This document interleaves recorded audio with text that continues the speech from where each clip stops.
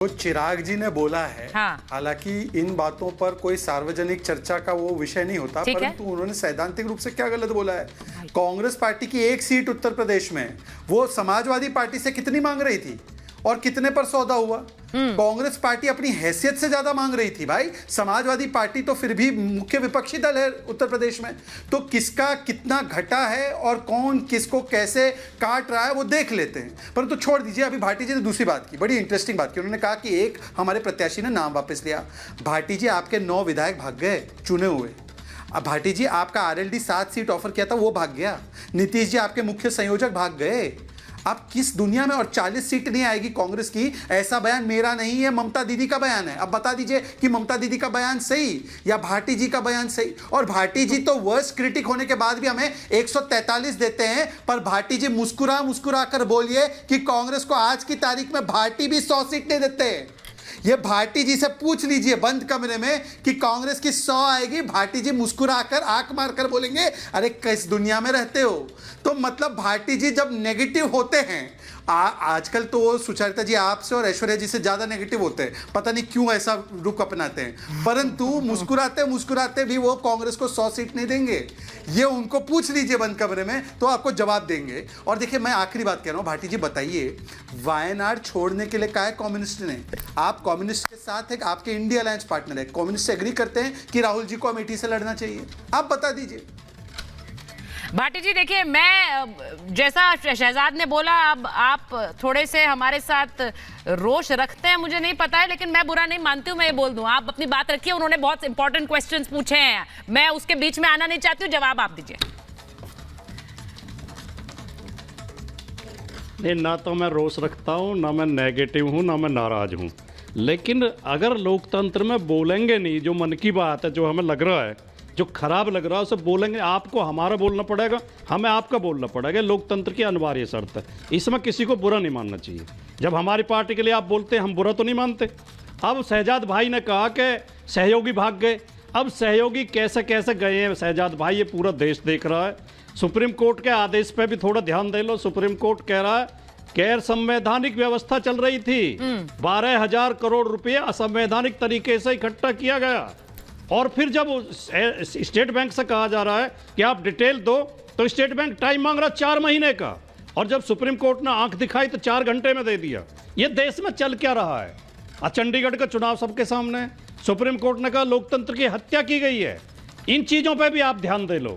लाखों नौजवान सड़कों पर है, उन पर डंडे बरस रहे हैं, बेरोजगार होने, दूसरे देश की सेना में जा जाके भर्ती हो रहे हैं। एक वैज्ञानिक हमारे आमरण अनशन पे बैठे हैं कि आपने सीमाओं को असुरक्षित कर दिया है। मोदी जी के राज में हालात ये हो गए हैं कि 80 करोड़ लोगों को 5 किलो गेहूं के लिए लाइन में लगना पड़ता है।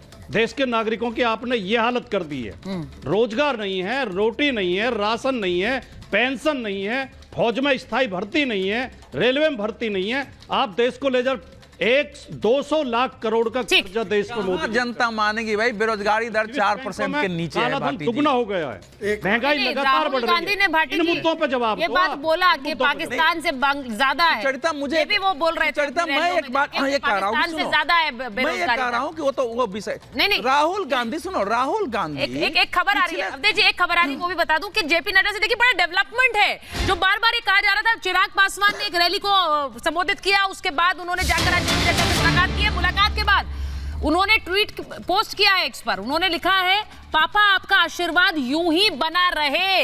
ये पोस्ट किया है चिराग पासवान ने इस मुलाकात के बाद। तो वो तस्वीर भी आपको दिखा दूं, ये तस्वीर उन्होंने पोस्ट की है स्वर्गीय रामविलास पासवान जी की तस्वीर के साथ, और उन्होंने लिखा है पापा आपका आशीर्वाद यूं ही बना रहे। अब इसका मतलब मैं ये कयास लगा रही हूं, अवधेश जी जरा बताइए कि सीट शेयरिंग तय पशुपतिनाथ पारस के साथ क्या हो रहा है, ये बता दीजिए, क्योंकि वो कह रहे थे मेरा जो है वो मेरा ही है। बताइए। बिल्कुल, इनका दावा है कि हमारा ही असली लोजपा रही है, मेरे कारण पशुपतिनाथ पारस जीते हैं।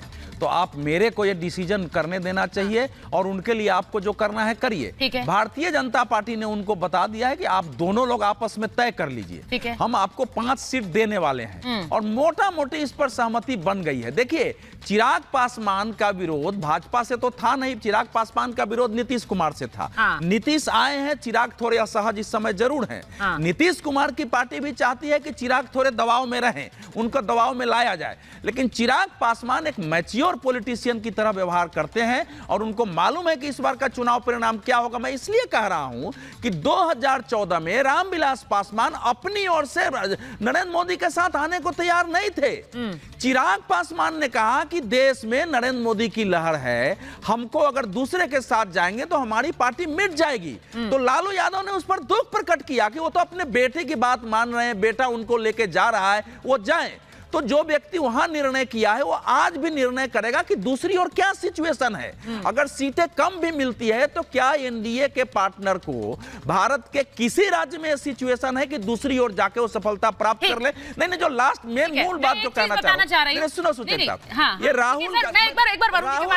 राहुल गांधी भारत जोड़ो यात्रा पहले से निकाल रहे हैं। वो सोच रहे कि नरेंद्र मोदी को हराना है, तो जहां जहां वो यात्रा गई थी वहां वहां तो पहले से उम्मीदवार तय करके आना चाहिए। आपको युद्ध लड़ना है, आपको हराना है, तो आपका उम्मीदवार तो पहले से होना चाहिए था ना। वही बात तो कर रही क्या हूं, तैयारी? वरुण जी बहुत मुखर होकर बोलते हैं जब वो कह रहे हैं कि हम आलोचना करेंगे तो बीजेपी के साथ साथ कांग्रेस की भी। संजय निरुपम वरुण जी खुलकर कह रहे हैं लिस्ट इतनी देर में आ रही, उम्मीदवार आप उतार नहीं रहे हैं, तो कैसे जीतेंगे कांग्रेस चुनाव? उन्होंने तो मोर्चा खोल दिया है और वो जो बात कह रहे हैं वो गलत नहीं कह रहे हैं। रणनीति आपको पहले बनानी पड़ती है। जी सुचारिता जी, सबसे पहले इन्होंने सबने वक्ताओं ने बात करी बीजेपी की बात करी। इन्होंने कहा SC ST के हमने घोषित कर दिए, ये कर दिए। तो प्रधानमंत्री जी तो कह रहे थे अमीर गरीब बताओ ना, कितने अमीरों को टिकट दी, कितने गरीबों को टिकट दी, वो नहीं बोलेंगे। फिर अकेले लड़ नहीं सकते थे, इसलिए चिराग पासवान, नवीन पटनायक पता नहीं किससे अलायंस कर रहे हैं। फिर मैं जो बात कह रहा था अधूरी रह गई थी। मैं ये कह रहा हूँ, ये जो राजनीतिक व्यवस्था में क्रीम रोल्स को जो एंट्री दी जा रही है ना, क्रीम रोल्स को, ये वर्ड मैं इसलिए यूज कर रहा हूँ, अगर ग्रास रूट से किसी का बेटा बेटी आता है तो उसमें किसी को ऑब्जेक्शन नहीं है, सीधे हेलीकॉप्टर से आते हैं तो भी इसका ऑब्जेक्शन होता है, क्योंकि राजनीतिक व्यवस्था को समझते नहीं है। फिर अपने बड़े बड़े कोठियों में मजा लेते हैं, पब्लिक सड़क पे घूमती रहती है इनके आगे पीछे। ये राजनीतिक जमींदारी, इसको खत्म करने की आवश्यकता है, जैसे इंदिरा जी ने करी थी राजाओं को। सारे राजा महाराजा उसमें बीजेपी के पक्ष में थे, लेकिन अब कांग्रेस में भी वो सामंती सोच आ गई है, वो चीज को ठीक करने की आवश्यकता है। अब आप जो बात कह रहे हो कि लिस्ट क्यों नहीं आ रही, भाई बीजेपी का पैटर्न अलग है। नहीं, सवाल नहीं, ये नहीं है, लिस्ट तो आ गई आपकी, नाम क्यों नहीं आ रहे हैं? कैंडिडेट नाम क्यों नहीं आ रहे हैं? मैं आपसे, एक समय ऐसा था वरुण जी जब कहते थे कि रायबरेली से सोनिया गांधी, गांधी परिवार, अमेठी से गांधी परिवार। आज के समय में वो तस्वीर बदल गई है। थोड़े दिन पहले 11 मार्च को ही अखिलेश जी की बैठक हुई है कांग्रेस के नेताओं के साथ, सीट शेयरिंग पर और उम्मीदवारों पर। भाटी जी करेक्ट कर देंगे, लेकिन उसके बाद बताइए, तब से अभी तक नामों का ऐलान नहीं है। क्या होगा? 17 सीटें मिली हैं, उन पर तो कम से कम प्रत्याशियों का ऐलान करके आप लड़ लीजिए, या फिर गांधी परिवार यूपी से आउट है इस बार।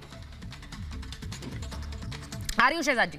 मैं वही तो आपको उस पे ही आ रहा था। देखिए, अपने सबकी अपनी अपनी रणनीति होती है, किसको कब लिस्ट को जारी करना, कब कैंडिडेचर लागू करना, क्या करना, उसको फॉर्म भराना, वो अपनी अपनी पार्टी की है। जब लिस्ट आएगी उसमें राहुल गांधी, प्रियंका गांधी यूपी से नहीं लड़ेंगे, जब इस बात की चर्चा की जाएगी प्रियंका जी को क्यों चांस नहीं मिल रहा है, इतने साल हो गए, जिसको मैं हमेशा उठाता रहा हूं। तो हेलो, ये रणनीति, अपनी अपनी रणनीति अच्छी रणनीति नहीं है ये। शहजाद जी बोलिए, ये कोई अच्छी रणनीति है क्या? नहीं, कई लोगों को हाँ, बोलिए शहजाद जी। नहीं, मैं तो अखिलेश जी के लिए भी कह रही हूँ, नाम उतारना चाहिए। अखिलेश जी का भी नाम अगर वो पहले अनाउंस करेंगे तो उनके समर्थन में नाम। जैसे मेरे कोई 10 टिकट बीजेपी में पसंद नहीं होगा तो मेरी भाषा बदलेगी। मुझे भी आने दीजिए।